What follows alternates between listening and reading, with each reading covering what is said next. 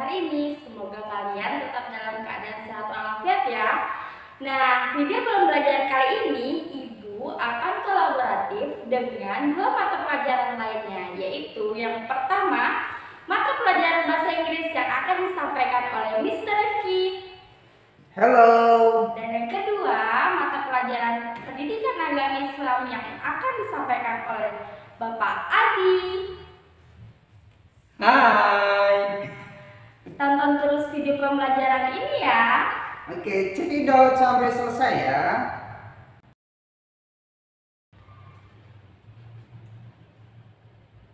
Assalamualaikum warahmatullahi wabarakatuh. Apa kabarnya anak-anak pada hari ini? Semoga kalian semua sehat walafiat ya. Amin ya robbal alamin. Pada video kali ini Bapak akan menjelaskan tentang indahnya kebersamaan dengan sholat berjamaah.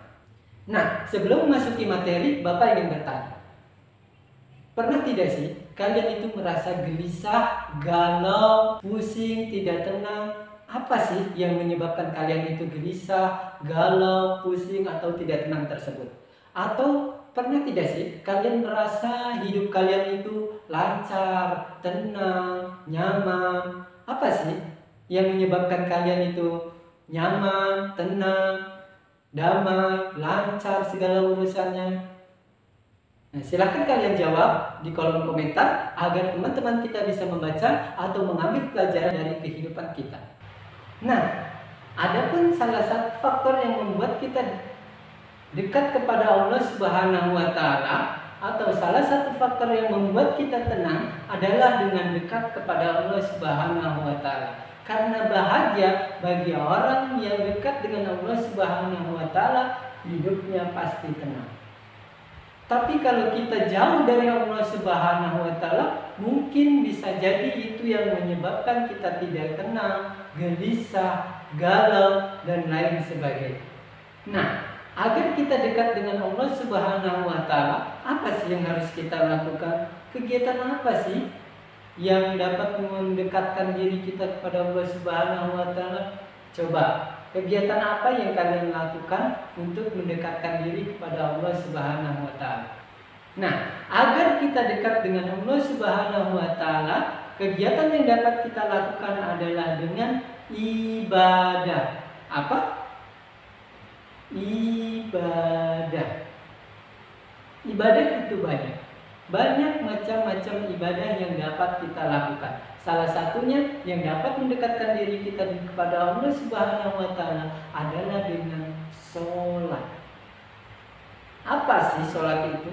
Bapak yakin kalian pernah melaksanakan sholat sendiri di rumah atau sholat berjamaah di masjid. Sholat memiliki makna doa, sedangkan menurut istilah adalah serangkaian ibadah yang terdiri dari ucapan dan gerakan yang diawali dengan takbiratul ihram dan diakhiri dengan salam. Nah, untuk hukum sholat itu sendiri memiliki hukum yang dapat dikategorikan sebagai sholat fardu dan sholat sunnah. Sholat fardu adalah sholat yang diwajibkan untuk dilaksanakan atau dikerjakan oleh setiap muslim. Sedangkan sholat sunnah adalah sholat yang dianjurkan atau disunahkan tetapi tidak diwajibkan. Adapun sholat itu sendiri tidak dapat dilakukan apabila kita tidak mengetahui ilmunya. Kita haruslah mengetahui mengenai syarat wajib yang harus terpenuhi untuk melakukan sholat. Adapun syarat wajib untuk melakukan sholat itu ada 3. Yang pertama, Islam. Yang kedua, balik. Dan yang ketiga, berakal. Bukan hanya syarat wajib sholat saja yang wajib kita ketahui, tapi kita pun harus mengetahui mengenai syarat sahnya sholat. Adapun syarat sahnya sholat itu ada 5. Yang pertama yaitu suci dari hadas besar dan hadas kecil. Yang kedua, menutup aurat atau memakai pakaian yang suci. Kemudian yang ketiga, berada di tempat yang suci. Dan yang keempat, mengetahui pasti waktu masuknya sholat. Dan yang kelima, menghadap ke kiblat. Nah, itulah tadi penjelasan mengenai syarat wajib dan syarat sahnya sholat. Nah, selanjutnya bagaimana sih tata cara gerakan sholat yang baik dan benar? Berikut akan dijelaskan oleh Mr. Rifki. Baiklah, kali ini Bapak akan memberikan langkah-langkah tata cara di dalam mengerjakan sholat. Langkah-langkah di dalam mengerjakan sholat, dalam bahasa Inggris kita akan belajar tentang prosedur teks. What is prosedur teks? Prosedur teks is explain about how to do something atau langkah-langkah di dalam mengerjakan sesuatu. Well, now Mr. Rifki will explain the step of sholat. Baiklah, sekarang Pak Rifki akan menjelaskan kepada kalian semua tentang tata cara atau langkah-langkah di dalam mengerjakan sholat ke dalam bahasa Inggris. Firstly, you stand up and face the kiblat, then do niyat. Langkah yang pertama yaitu kalian berdiri tegak dan menghadap ke kiblat sambil membaca niyat. Secondly, takbir, or up your hand by saying Allahu Akbar, then put your hand above the navel. Yang kedua yaitu kalian takbir sambil mengucapkan Allahu Akbar, kemudian letakkan tangan kalian di atas pusar. After that, say Al-Fatihah and short surah. Setelah itu kalian mengucapkan Al-Fatihah atau membaca Al-Fatihah dan surat pendek.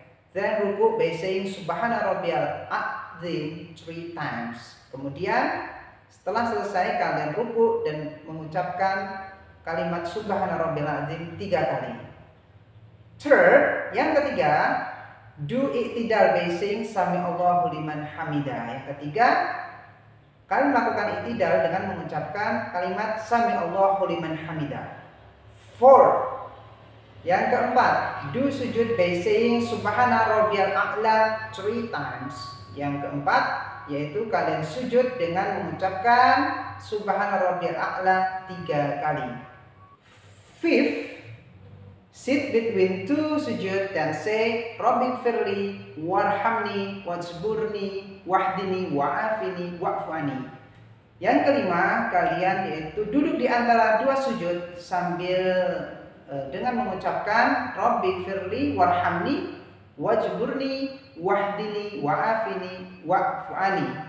After that, sujud, then do first and last tahiyat. Setelah itu kalian melakukan sujud, kemudian tahiyat awal dan tahiyat akhir. Finally, close the salat with salam by facing your seeing into right and left by saying Assalamualaikum warahmatullah.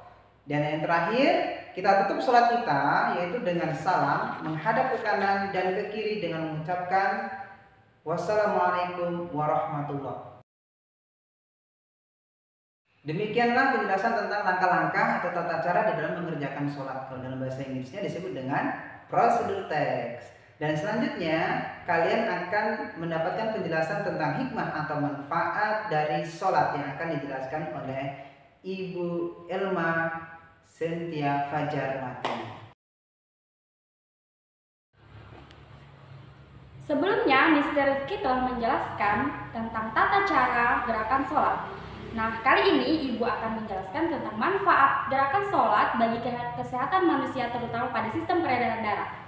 Nah, pada gerakan sholat dari awal takbiratul ihram sampai salam banyak sekali manfaatnya bagi kesehatan tubuh. Nah, salah satunya pada gerakan duduk di antara dua sujud. Gerakan duduk di antara dua sujud akan membuat pembuluh darah menjadi lebih elastis sehingga mencegah penyumbatan terjadinya pada arteri dan vena. Sebelum kita bahas lebih jauh tentang sistem peredaran darah, kalian tahu nggak sih apa yang dimaksud dengan sistem peredaran darah? Sistem peredaran darah juga disebut sebagai sistem kardiovaskular. Sistem ini adalah bagian kinerja jantung dan jaringan pembuluh darah. Nah, kali ini organ yang berperan penting dalam sistem peredaran darah yaitu jantung. Nah, jantung sendiri mempunyai 4 ruang, yang dibagi sempurna, yaitu 2 serambi kanan dan 2 bilik kiri. Nah, pada sistem peredaran darah ada 2, yaitu sistem peredaran darah besar dan sistem peredaran darah kecil. Nah, pertama Ibu akan menjelaskan tentang sistem peredaran darah besar. Peredaran darah besar mengalir dari diri jantung ke seluruh tubuh dan kembali lagi ke jantung. Prosesnya yaitu berawal dari bilik kiri memompa darah, lalu mengalirkan darah bersih ke seluruh tubuh dan kembali ke serambi kanan. Nah, itu sistem peredaran darah besar ya. Nah, selanjutnya yaitu sistem peredaran darah kecil. Sistem peredaran darah kecil dari bilik kanan ke jantung, kemudian ke paru-paru. Nah, darah yang dari sistem peredaran darah kecil adalah jenis darah kotor yang akan kaya karbon dioksida. Nah, setelah penjelasan Ibu tadi tentang manfaat sholat bagi kesehatan tubuh manusia, maka kalian jangan malas sholat ya, karena selain kita mendapat pahala, sholat juga sangat bermanfaat bagi kesehatan tubuh kita. Sekian video pembelajaran kolaboratif dari kami. Tetap semangat belajar di rumah dan selalu menjaga protokol kesehatan dengan cara memakai masker, mencuci tangan, menjaga jarak, dan memakan makanan yang bergizi dan selalu berolahraga ya. Yayasan Bumi-Tama, tumbuhkan minat, Kembangkan bakat, berkarakter, setulus hati. Dadah.